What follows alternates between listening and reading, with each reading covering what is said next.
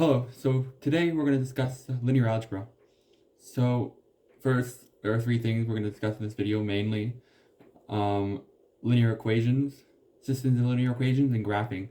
And we're not going to go into too much detail about graphing in this video, but we're going to kind of touch on the subject of generally, give a general idea of what linear equations could look like in a two-dimensional sphere. And then we can touch on three-dimensional spheres eventually. So start with linear equations. So standard form of a linear equation could be a of x1 plus a of a1 x1 a2 x2 etc. to a plus etc. to a n xn. Now, of course, this could be a 1. In that case, you could have an equation.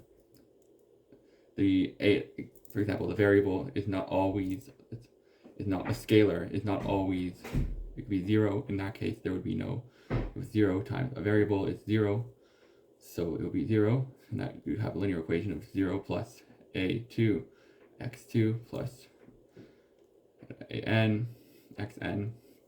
If it was equal to 1, it would just be, you wouldn't show the scalar because 1 times any variable, 1 times x1 is equal to x1. We wouldn't write 1 times x1. Just simplify things. Systems of linear equations is a bit more complex. Essentially, you could have n number of equations. You could have 1, 2, 3, maybe 50. Of course, if you're doing 50, you're probably using computer software. You're not doing it by hand. But so most will probably do in these series is 2 to 3, maybe 4 equations at once. Not really that complicated, just to kind of get the general idea. It's kind of an introduction to the subject. So, give you an example of first of all, I'll show you some abstract examples, then we'll go into some numerical examples. But first, we can have an idea of a linear system to be a1 x1 plus a2 x2 an xn,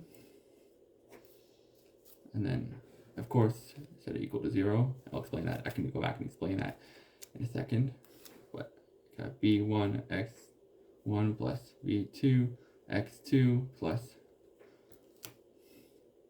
bn xn, where n is the nth variable or nth scalar of the system. So this is a system of two linear equations. It could have up to n number of linear equations theoretically. There's a 0 on this bar. We'll get, when we deal with more matrix algebra, we start doing more complex algorithms with matrices, you'll see that we have a bar with a 0 or any type of, it could be variables or scalars on that side. That is essentially like saying this equation is equal to 0 in this context, at least. And that's pretty standard for when you don't really see that many complex. At least when I took linear algebra for the first time, we started out with very simple equations like this and then worked our way up to larger. That's what we'll do. That's what we'll attempt to do in this series. So we'll start with two-dimensional graphs, which are very straightforward. It's kind of like graphing in calculus, or if you took advanced functions in high school or grade school, depending on whether you cover this in grade school. Most people in grade 9 in Canada have studied this. The equation y equals mx plus b. This is a very basic example of a linear equation. Got like where the slope is m, which is rise over run, and then times the variable x, the line, and then b is the scalar that moves it up or down. And of course, there's variations of the linear equation. We'll eventually get into rotations, and we can look at that graphically. This is where these graphs come in useful. That's an application of graphs. There's obviously several or many applications, but y and x will label the graph. For three-dimensional, we have, three coordinates. So we have x, y, and z. And it's very hard to, I guess it's very abstract or hard to draw, but essentially, theoretically, is what you're saying is think of it like that. So let's say it was the unit vector. And I can get to, I'll explain vectors in another video, we can do a separate video on vectors because that's another complex subject and maybe might require a bit of review. Some people haven't. If you're taking university math, you might not have dealt with vectors until linear algebra, since like up until taking linear algebra since like high school. And for some people that could be second or third year, but essentially, assuming that this is the unit, which means it's at 1, 1, 1. So 1, 1, 1 would be the coordinate of that point, and 0, 0, 0, 0, 0.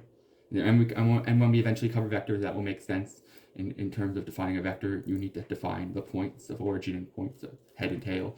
That's not for this video again, but for now we care about simple graphing linear equations. Now, and we can do a separate video on graphing too, because I feel like that's an entire other subject. But the general concept to understand in this video, so far in this video, is what a linear equation is, system, and representing them in a matrix. Now,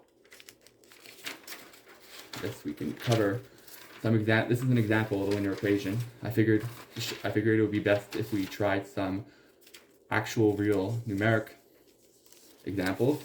So for starters, we have this simplified equation. Now it may look a bit complex right now. I've shown you the matrix, the linear equations outside of the matrix, and this is kind of to show you what type of stuff. I've included some scalar variables as well as a zero variable, and I'm just gonna show you how to form the matrix with this.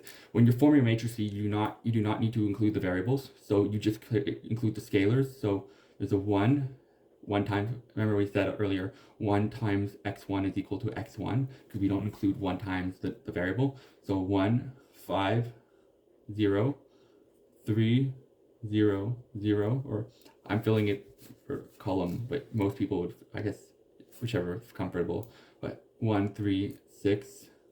I like doing it columns because then I line my variables up. It's up to you. It's just fancier, I guess. But 4, 7, 4, 1. So 1, 3, 6, 0, 1, 3, 6, 0, 5, 0, 4, 4, 5, 0, 4, 4. That's supposed to be, sorry, forgive the unevenness, but 0, 0, 1, 7, 0, 0, 1, 7. I'm just checking my variables. We will go into row reducing, and I'll explain what reduced row echelon form is and row echelon form is in another video. Again, this is just an introduction to what we're going to cover in the series, but type of stuff that we're going to deal with in the series later, and we're going to go into more details about. Promise I'll go into more details because it's important before we do more algorithms. But if you look at it, x1, all these are x1 variables, all these are x2 variables, all these are x3 variables, and then these are on the right hand of the equal sign. So setting it equal to. Now, second question I prepared, basically kind of like you can pause the video before if you want to try and answer some of these your own. If this is your first time dealing with linear algebra or you're very new to the subject, you might find this a bit complicated. I've included some trick questions, some things you might not, if you haven't taken calculus or advanced or calc 3, you might not, or calc 2 for the matter, you might not understand some of these symbols or how some of these equations, how I've shown or I guess mathematically worded some of these equations, but it's designed to train your eye to kind of see a linear equation. Like, a good skill to have, I wish I had early on, would be able to look at an equation and be able to not be able to do minimal work on the equation to decide if it's linear or non-linear, because it just simplifies, it saves a lot of time when you're dealing with more complex problems. So I started with a very easy one, x plus y equals 0. If it's not clear right away, you can move the other side. Familiar with algebra, basic algebra, y is equal to negative x, because you're moving x to the negative side. When you move a variable to the other side, it changes signs. If that goes for numbers, variables, anything. Whenever you move one to the side, and the mathematics behind that is you're subtracting x from both sides. So I guess I could expound it there. So negative x plus x plus y is equal to negative x. Negative x plus, and then negative x plus x is equal to x minus x, and as we know, something minus something is equal to 0. So y is equal to negative x. And that is, and we know that, and on the graphically, we know that negative x, if negative x is this line right there, because it's negative rise over run, the negative slope, negative 1 over 1. And that, again, that should be intuitive from grade 9, first year calculus or grade 9 math. You would have learned it.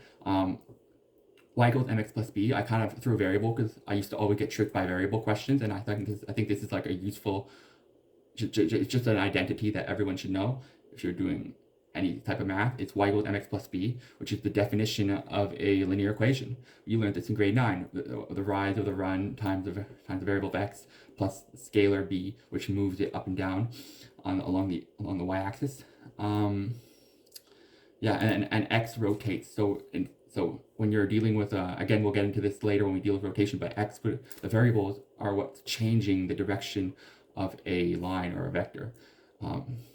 So again, C and D are kind of trick questions. I don't expect most people that haven't studied calculus 2 and up to understand, to kind of know what these are, but essentially the partial derivative, which is the derivative with, and I can eventually do a calculus video on differentiation and partial differentiation, but essentially partial differentiation is a differentiating with respect to a specific variable. So here we're partial differentiating with respect to x, which means we're going to treat y as a constant, and we're only differentiating here.